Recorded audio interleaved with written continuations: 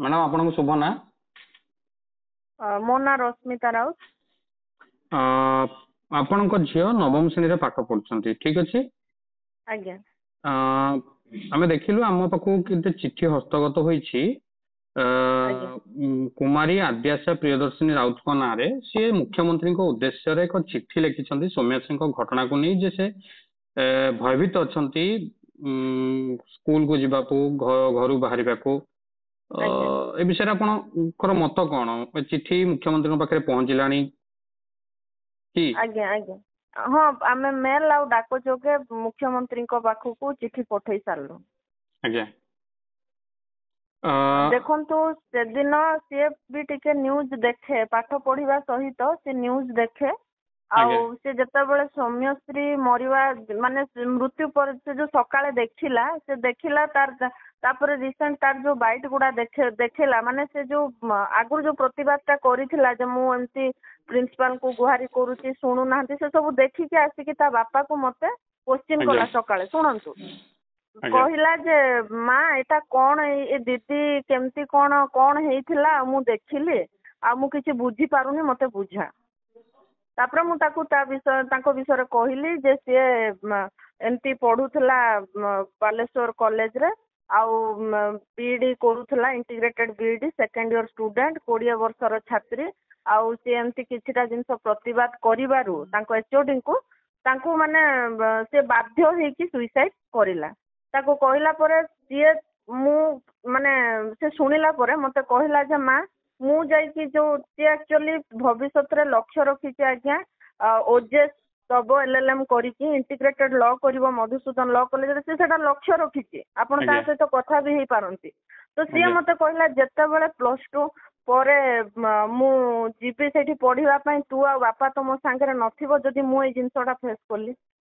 आ मु गोटे चिट्ठी लिखिबे से चिट्ठी लिखिला किंतु मु ताको किछि किछि बतैछे अच्छा आ किंतु से चिट्ठीटा से लिखिछे मु से कहला जे मु मुख्यमंत्री को चिट्ठी गोटे लिखिबे मु लेखुची तू मते खाली टिके बतै दो। अच्छा ये चिट्ठी मुख्यमंत्री पाखे पहुंचलानी किछि उत्तर आछि मुख्यमंत्री ऑफिस कार्यालय तरफ रु नहीं आज्ञा सेमती तो किछि रिप्लाई एपर्यंत आसीनी आमे रेढ़ाखोल रु ही स्पीड पोस्ट रे पठैचु आउ मेल रे पठैचु सीएम को पाखु किंतु मुख्यमंत्री कार्यालय पक्षरु एपर्यंत कोनोसी उत्तर हस्तगत होई नहीं आज्ञा नहीं नहीं नहीं कोनोसी सेमती रिप्लाई आसीनी आद्याशा एथरे किछि प्रश्न करिसंती मुख्यमंत्री को जे लक्ष लक्ष छात्री हम राज्य रे निरापद रे शिक्षा लाभ करि परिबे तो जदि एभली घटना घटे माने झियो एथरे केते भयभीत अछंती कोन अनुभव करछंती घटना भयभीत अछि से भयभीत अछि से कहूची जे केमती सब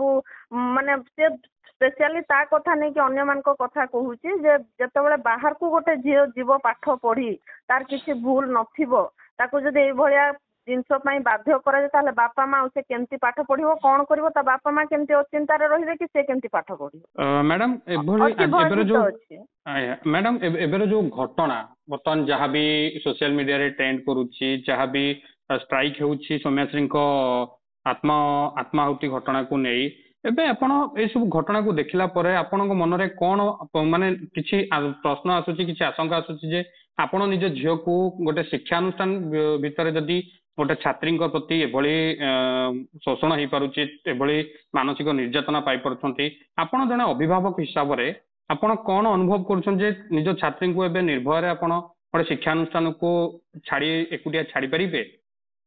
नहीं नहीं आमे तो शुणु सुरक्षित अनुभव करूनु भयभीत अच्छु एकला खाली मु आम हजबैंड नुह पूरा आम फैमिली भी से प्रति चिंतित अच्छु आम रिलेटिव भी इवन से छुआ भी आउ सत कथा कह गला आमको डर लगुच धरतु सी आम छुआ जीव इंटीग्रेटेड लॉ पढ़िया कटक आम घर रेढ़ाखोल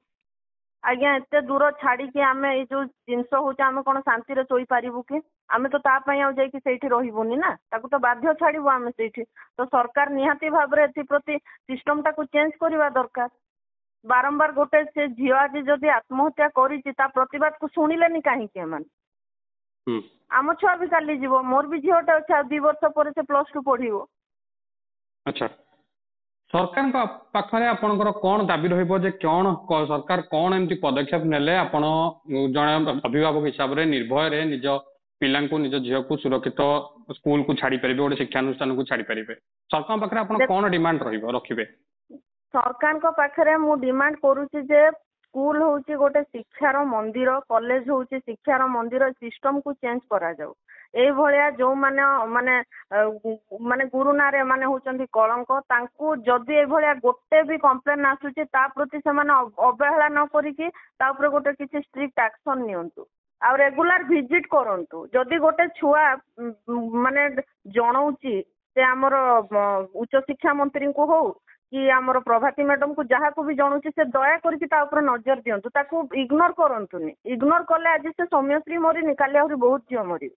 ସ୍କୁଲ ରେ ଶିକ୍ଷା କ୍ଷେତ୍ରରେ ଏମିତି କିଛି ବ୍ୟବସ୍ଥା ହବା ଦରକାର କି ଯୋଉଥିପାଇଁ ଛାତ୍ର ଛାତ୍ରୀ ମାନେ ନିଜକୁ ସୁରକ୍ଷିତ ମନେ କରିପାରିବେ, ନିଜର ଅସୁବିଧାଟାକୁ ତୁରନ୍ତ ସମାଧାନ କରିବା ପାଇଁ ଗୋଟେ ପ୍ଲାଟଫର୍ମ ହବା ଦରକାର ବୋଲି ଆପଣ ଅନୁଭବ କରୁଛନ୍ତି?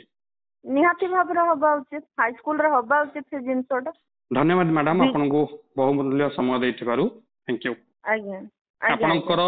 ବହୁମୂଲ୍ୟ ମେସେଜ ଆମେ ସରକାରଙ୍କ ପାଖରେ ପହଞ୍ଚାଇବା ପାଇଁ ଚେଷ୍ଟା କରିବୁ।